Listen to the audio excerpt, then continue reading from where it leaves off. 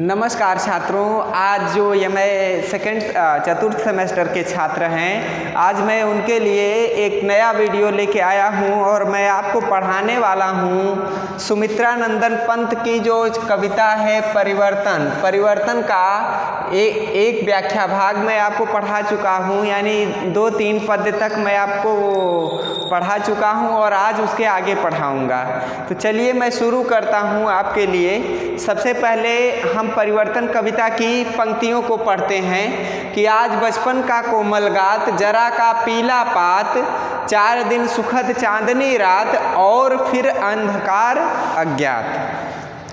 शिशिर सा झर नैनों का नीर, झुलस देता गालों का फूल, प्रणय का चुंबन छोड़ अधीर अधर जाते अधरों को भूल, मृदुल होठों का हिंजल हास, उड़ जाता निःश्वास समीर, सरल भौहों का सरदाकाश घेर लेते घनघिर गंभीर, शून्य सांसों का विधुर वियोग, छुड़ाता अधर मधुर संयोग, मिलन के पल केवल 2-4 विरह के कल्प अपार।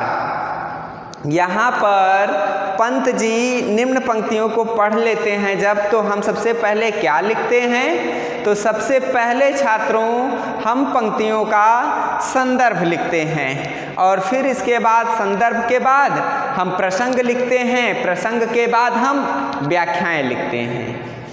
तो पहले संदर्भ में हम क्या लिखेंगे कि प्रस्तुत पंक्तियाँ सुमित्रा नंदन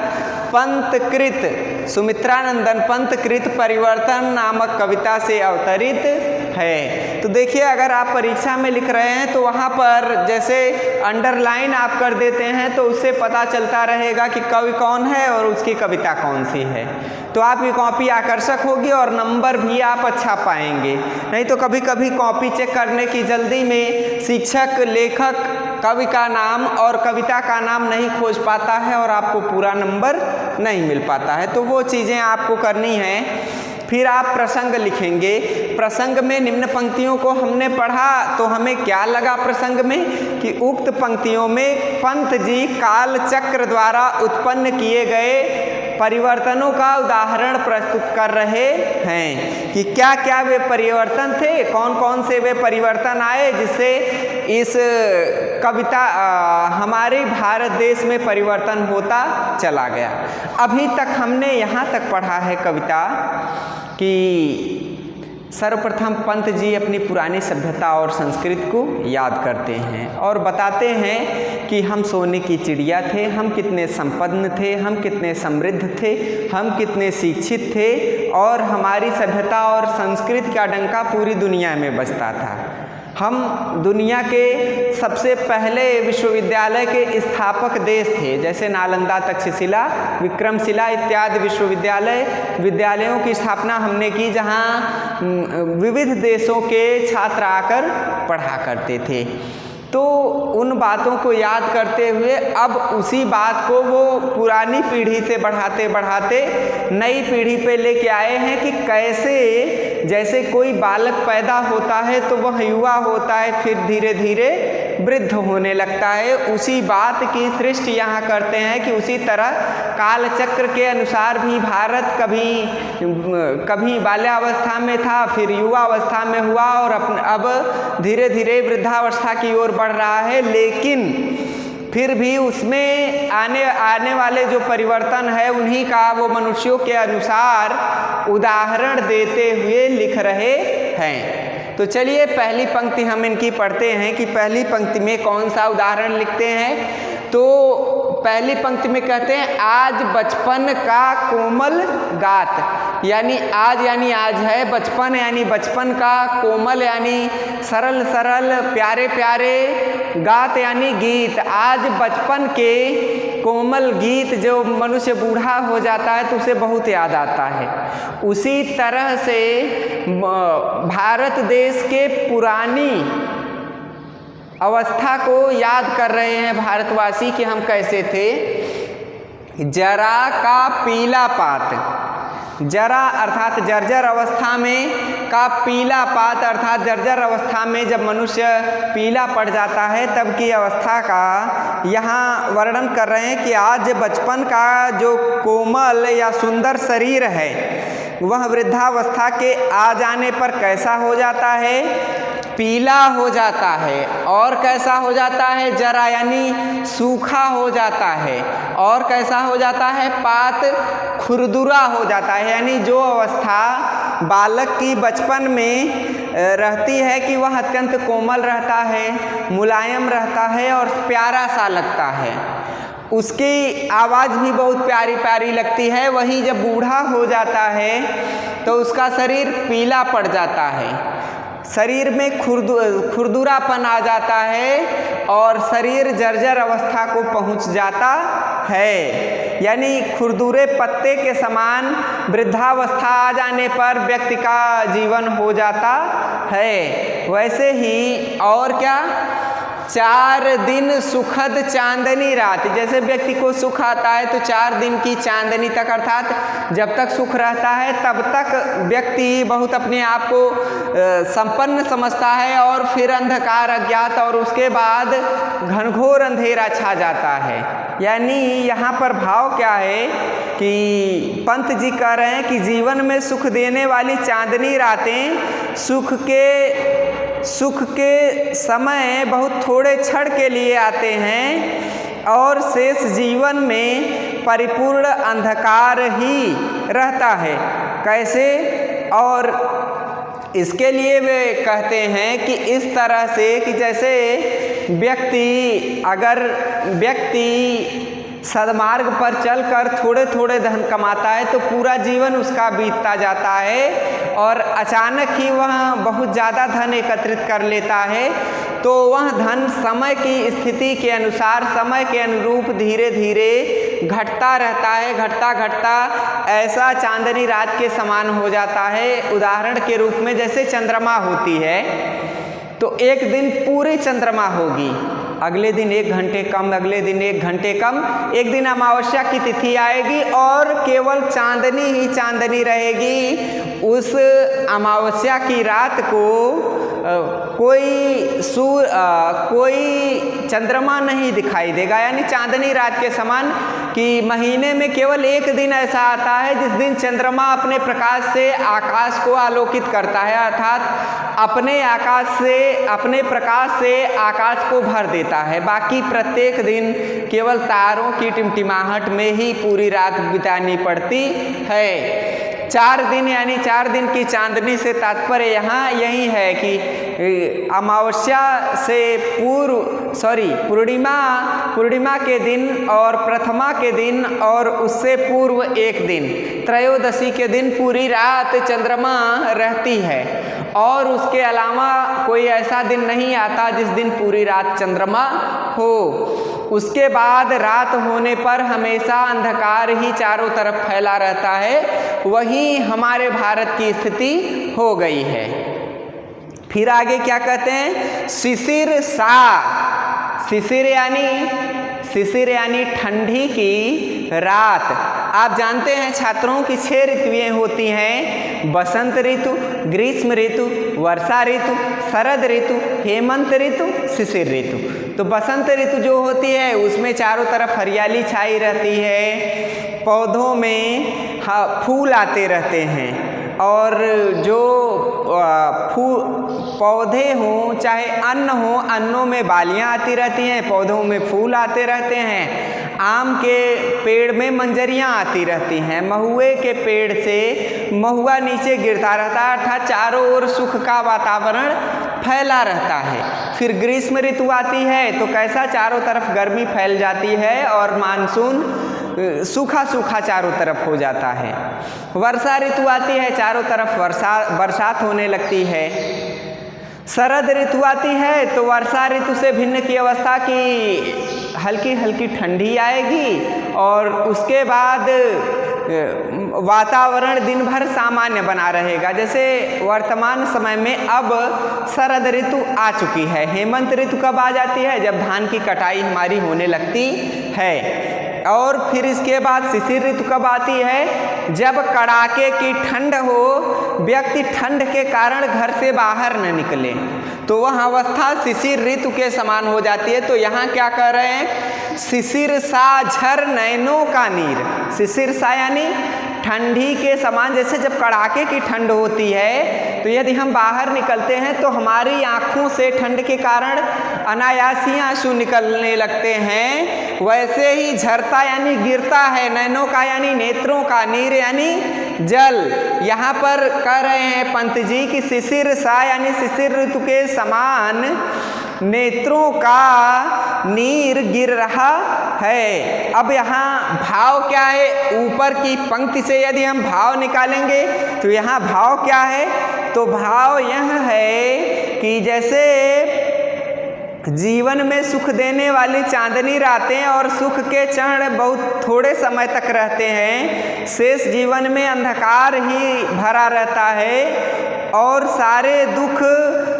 सारे सुख नष्ट होकर दुख ही छाए रहते हैं। उसी प्रकार दुख के क्षणों में आंसू किस प्रकार से गिरते हैं, जैसे पतझड़ में पेड़ों से पीले पत्ते झरते हैं और आँखों से गिरते रहने वाले आंसू व्यक्ति को झुलसा देते हैं। यानी यहाँ पर इतनी पंक्ति की व्याख्या केवल इतने में उपमा अलंकार का प्रयोग करते हुए पंत जी बता रहे हैं कि शिशिर सा झर नैनों का नीर, कि जो सारी सुखद बातें हैं वे पतझड़ जब आ जाती है यानी शिशिर ऋतु आ जाती है तो सारे पेड़ों से पत्ते गिर जाते हैं और गिरने के बाद चारों ओर का वातावरण एकदम शुष्क हो जाता है, शुष्क नहीं एकदम ठंडा हो जाता है। तो उस ठंडे समय में जैसे व्यक्ति के आँखों से अनायास ही आंसू निकलते हैं और पेड़ों से अनायास ही पत्ते गिरते हैं, उसी तरह से भारत के सुख के बाद भारतवासियों के नेत्रों से केवल पुरानी यादों को स्मरण करके वो आंसू ही बचे हैं। कैसे, झुलस देता गालों के फूल। जैसे व्यक्ति सुखी होता है, संपन्न होता है तो वह अत्यंत ही प्रसन्न होता है, उसके मुख पर हमेशा हंसी छाई रहती है और 4 दिन के बाद जब वह सुख चला जाता है तो व्यक्ति के नेत्रों से आंसू गिर करके व्यक्ति के गालों की जो सुंदरता है वह सुंदरता गायब कर लेते हैं। वो क्या करते हैं, गालों पर फूल अर्थात हंसी के जो फूल हैं वह रुआंसे में प्रवृत्त हो जाते हैं, वे आंसुओं में प्रवृत्त हो जाते हैं। आगे क्या कहते हैं, प्रणय का चुंबन छोड़ अधीर अधर जाते अधरों को फूल। यहाँ पर पंत जी क्या कहते हैं, प्रणय कर चुंबन छोड़ अधीर। प्रणय कर अर्थात प्रेम प्रलाप कर, प्रेमी प्रेमिका एक दूसरे का जो चुंबन करते हैं वे भी छोड़ अधीर, धैर्य न धारण करके उनका धीरज छोड़ देते हैं। अधर जाते अधरों को भूल अर्थात एक दूसरे के होठों को भी जो प्रेमी हैं वे दोनों एक दूसरे को भूल जाते हैं। यहाँ तो पूरे देश की बात है। यहाँ पर पंत जी का भाव क्या है कि जैसे शिशिर की ओस की बूंदें फूल और पत्तों को झुलसा देती है, उसी प्रकार जैसे प्रेमी और प्रेमिका हैं तो उनके अधर जो एक दूसरे के प्रणय चुंबनों को करते हैं वे एक दूसरे को भूलकर प्रणय भावना को भूल जाते हैं।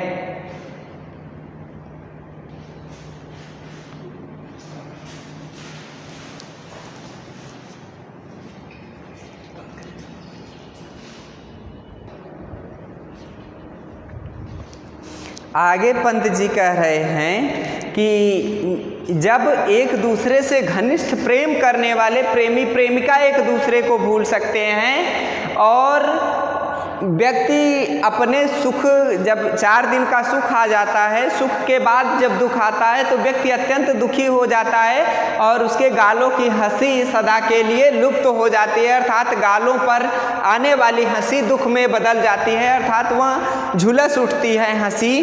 तो उसी तरह से हमारे भारत की भी स्थिति है। फिर आगे क्या कह रहे हैं, आगे वे कह रहे हैं कि मृदुल होठों का हिमजल हास उड़ जाता निःश्वास समीर। मृदुल होठों का अर्थात यहाँ पर ये कह रहे हैं कि आज जिन होठों पर ओस की बूंद के समान निर्मल और मोहक हंसी छाई रहती है, जैसे आज जिन्हें देखकर हम प्रेम करते हैं कि ये बहुत अच्छे हैं, इनका शरीर बहुत अच्छा है, ये बोलने में बहुत अच्छे हैं, वो भी कैसे हो जाते हैं? मृदुल, अर्थात जो कोमल कोमल होठों वाले लोग हैं, व्यक्ति का जो शरीर अत्यंत ही सुंदर है, वह शरीर भी हिमजल हास, अर्थात वह भी ह्रास, अर्थात उसका भी अंत हो जाता है। उड़ जाता ने श्वास समीर, अर्थात वह व्यक्ति की वृद्धावस्था आ जाने पर वह उस व्यक्ति की अवस्था भी समाप्त हो जाती है, अर्थात बूढ़ापन आने पर वह उसके मृदुल होठ जो होते हैं वो सब खत्म हो जाते हैं। यहाँ भाव क्या है? आज जिन होठों पर ओस की बूंद के समान निर्मल और मोहक हंसी छाई रहती है, उसी के समान वृद्धावस्था आ जाने पर वो हंसी गहरी सांसों को उड़ा ले जाती है। अब जैसे ये है कि जो हंसी आई रहती है हमारी, वह हंसी भी समय आने पर धीरे धीरे दूर हो जाती है। तो ये भाव यहाँ पर पंत जी व्यक्त करते हुए बता रहे हैं कि बुढ़ापा आने पर व्यक्ति की हंसी, जो अपने चेहरे पर अपनी सुंदरता पर हंसता था, वह भी व्यक्ति अत्यंत दुखी हो जाता है और अपनी भावना को वह व्यक्त करने लगता है। आगे क्या कह रहे हैं कि सरल भौहों का सरदाकाश घेर लेते घन घिर गंभीर। फिर क्या होता है? मृदुल होठों का, अर्थात जो कोमल कोमल होठ हैं, बुढ़ापा आ जाने पर वह मोहक हंसी भी नष्ट हो जाती है। और क्या होता है? सरल उड़ जाता, उसके बाद कह रहे हैं सरल भौहों का सरदाकाश, और जो व्यक्ति की भौहें हैं, वृद्धावस्था आ जाने पर वे भौहें भी शरद ऋतु के स्वच्छ और मेघहीन, यानी बादलों के बिना, शरद ऋतु के बादलों के बिना आकाश वाले शरीर को घेर लेते हैं। अर्थात जैसे बुढ़ापा आ जाने पर व्यक्ति के चेहरे पे मुहासे इत्यादि छा जाते हैं चारों तरफ, और जो चमड़े होते हैं वो शुष्क हो जाते हैं, अर्थात वो भी पीले पड़ जाते हैं। घेर लेते घन घिर गंभीर, यानी भाव क्या है कि जैसे शरद ऋतु आ जाती है, तो शरद ऋतु के आ जाने पर व्यक्ति शरद ऋतु में व्यक्ति और आकाश में अंतर यहाँ बताया जा रहा है कि जैसे आकाश होता है तो आकाश एकदम स्वच्छ होता है शरद ऋतु में, धूप होती है, शाम को ठंडी पड़ती है, लेकिन जैसे ही बुढ़ापा आता है तो शिशिर ऋतु के समान क्या हो जाता है? शिशिर ऋतु के समान वह सारी सुंदरता नष्ट हो जाती है ऋतुओं की। जो पत्ते हरे रहते हैं अब शिशिर ऋतु आ जाने पर वो गिरने लगते हैं। उसी तरह व्यक्ति जब बालक होता है कितना भी अधिक सुंदर हो, लेकिन जैसे ही बूढ़ा होने लगता है उसका चमड़ा शुष्क होने लगता है और चेहरा जो सुंदर है, चेहरे की सुंदरता नष्ट होने लगती है। और जैसे शरद ऋतु के बाद हेमंत ऋतु में, शिशिर ऋतु में चारों तरफ आकाश में बादल छाए रहते हैं, घन घिर यानी बादल छाए रहते हैं, उसी तरह से व्यक्ति का शरीर भी बूढ़ा हो जाता है। उसी तरह से हमारे भारत की भी अवस्था हो गई है। फिर आगे वो क्या कह रहे हैं? शून्य सांसों का विधुर वियोग छुड़ाता अधर मधुर संयोग, मिलन के पल केवल दो चार, विरह के कल्प अपार। यानी यहाँ पंत जी क्या कह रहे हैं? यहाँ कह रहे हैं कि जैसे व्यक्ति की भौहें जो होती हैं, सरल भौहों के सरदाकाश अर्थात सरल भौहों की चिंता के कारण, भौहें चिंता के कारण सिकुड़ी रहती हैं क्योंकि वह अब व्यक्ति बूढ़ा हो गया है। उसी तरह व्यक्ति की सरलता भी नष्ट हो जाती है। और क्या होता है? शून्य सांसों का विधुर वियोग, यानी शून्य सांसों का यानी संयोग के समय प्रिय और प्रियतमा जो होते हैं, जिनके होठ आपस में जुड़े रहते हैं और वे चुंबन में आबद्ध हो जाते हैं, और क्या होता है, जब उनका विक्षोभ होता है यानी शून्य सांसों का विधुर वियोग, जब दोनों एक दूसरे से अलग हो जाते हैं तो वो दोनों एक दूसरे से कातर होकर गहरी सांसें भरने लगते हैं। तो यही यहाँ कह रहे हैं कि इसी तरह संसार में मिलन के क्षण केवल 2-4 होते हैं, किंतु वे असंख्य कल्पों के समान लंबे रहते हैं। अर्थात जीवन में सुख के क्षण अत्यंत कम होते हैं और जीवन में दुख भोगते हुए ही व्यक्ति को रहना पड़ता है। यानी यहाँ भाव क्या है पंत जी का भाव यह है कि शून्य सांसों का विधुर वियोग, जैसे प्रेमी प्रेमिका मिलते हैं एक दूसरे से, शून्य अवस्था अर्थात एक दूसरे से जब प्रणय की भावना में मिल जाते हैं और दोनों का विधुर यानी अलग जब होते हैं तो क्या होता है, वियोग होता है।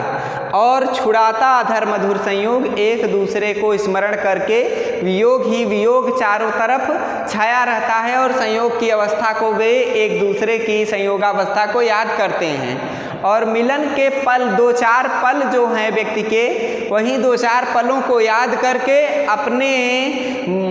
अपने पूरे जीवन को बिता लेते हैं। अर्थात मिलन के केवल 2 ही 4 पल होते हैं, बाकी तो जीवन वैसे ही बीतता चला जाता है। अब व्याख्या के बाद हम क्या लिखते हैं, व्याख्या के बाद हम सदैव काव्य सौंदर्य लिखते हैं। ठीक है छात्रों, तो जब हम काव्य सौंदर्य लिखते हैं तो काव्य सौंदर्य में क्या बताया गया है, देखिए पहली सुंदरता इन पंक्तियों की यह है कि इन पंक्तियों में पंत जी भारत की प्राचीन और नवीन अवस्था में नवीन अवस्था का सुंदर संयोग प्रस्तुत करते हैं कि कैसे भारत की प्राचीन अवस्था थी और वर्तमान अवस्था है, और उसके लिए वे तरह तरह की उपमाएं भी सुंदर सुंदर देते हैं। जैसे व्यक्ति की बाल्यावस्था, युवावस्था, वृद्धावस्था, उस उदाहरण को वे लेते हैं, और प्रेमी प्रेमिका के मिलन की अवस्था का वो उदाहरण लेते हैं, और वे पतझड़ की अवस्था का उदाहरण लेते हैं। ये सुंदर संयोग यहाँ पर पंत जी ने प्रस्तुत किया है। और फिर इसके बाद दूसरा इन पंक्तियों का सौंदर्य क्या है, तो दूसरी सुंदरता इन पंक्तियों की है कि इन पंक्तियों में रूपक अलंकार, उपमा अलंकार और अनुप्रास अलंकार की सुंदर छटा मिलती है। रूपक अलंकार कैसा है, आज बचपन का कोमलगात जरा का पीला पात। जरा का पीला पात यानी जर्जर अवस्था को पहुंचा हुआ पेड़ का पत्ता, वृक्ष का पत्ता। जैसे ये है कि शिशिर ऋतु में वृक्ष के पत्ते पीले पड़ जाते हैं, वो गिर जाते हैं। ये यहाँ वृक्ष के पीले पत्ते की तुलना किससे कर रहे हैं, मनुष्य के, कि जरा का पीला पात। मनुष्य जो है वो पृथ्वी के पीले पत्ते के समान हो जाता है बूढ़ा होने पर। तो यहाँ पर पीले पत्ते का तात्पर्य वृक्ष का पीला पत्ता नहीं है, मनुष्य की वृद्धावस्था का वर्णन है। इस कारण से इन पंक्तियों में रूपक अलंकार है। फिर इसके बाद क्या है, शिशिर सा झर नयनों का नीर। जहाँ सासी समता समानता है वहाँ कौन सा अलंकार होता है, वहाँ उपमा अलंकार होता है। उपमा अलंकार के लिए क्या परिभाषा है, जहाँ पर किसी बात की तुलना किसी और से की जाए या किसी के समान, किसी एक वस्तु के समान दूसरी वस्तु को बताया जाए, वहाँ पर उपमा अलंकार होता है। आप अंतर समझिए, जहाँ पर किसी वस्तु के रूप को, जैसे मान लीजिए भगवान शंकर हैं, तो भगवान शंकर के रूप को ये मान लिया जाए कि पेड़ में भगवान शंकर ही हैं, तो क्योंकि भगवान शंकर का स्वरूप निर्धारित है, अतः पेड़ तो भगवान शंकर हो नहीं सकते। तो जहाँ किसी एक वस्तु को दूसरे का रूप दे दिया जाए, वहाँ पर रूपक अलंकार होता है। और जहाँ पर भगवान शंकर के समान वृक्ष को बताया जाए या वृक्ष के पत्ते के समान किसी और वस्तु को बताया जाए, उस स्थान पर उपमा अलंकार होता है। और इसके बाद देखिए इनमें लोकोक्तियों का भी सुंदर संयोग, देखिए लोकोक्ति यानी मुहावरे का भी सुंदर संयोग इन्होंने प्रस्तुत किया है। तो तीसरी विशेषता इसमें यह भी है कि जैसे देखिए लोकोक्ति क्या है, सरल भौहों का सरदाकाश। सरल भौहों का सरदाकाश अर्थात जैसे सरल भौं है, जैसे व्यक्ति गुस्से में आता है तो भौहें सिकोड़ लेता है, तो भौहें सिकोड़ लेना, ये जो मुहावरा है इसका प्रयोग, सुंदर प्रयोग यहाँ पर पंत जी ने किया है। और फिर इसके बाद अनुप्रास अलंकार आप जानते ही हैं, जहाँ एक वर्ण के अलावा कई वर्ण आए एक पंक्ति में, तो उस स्थान पर अब जैसे अधर और मधुर में र वर्ण की आवृत्ति, और फिर इसके बाद मिलन पल केवल में ल वर्ण की आवृत्ति होने से अनुप्रास अलंकार की सुंदर छटा मिल जाती है। भाषा इसकी कैसी है? तीसरी और चौथी विशेषता इसकी यह है कि भाषा सरल, सहज, परिष्कृत, खड़ी बोली का उपयोग यहाँ पर पंत जी ने किया है।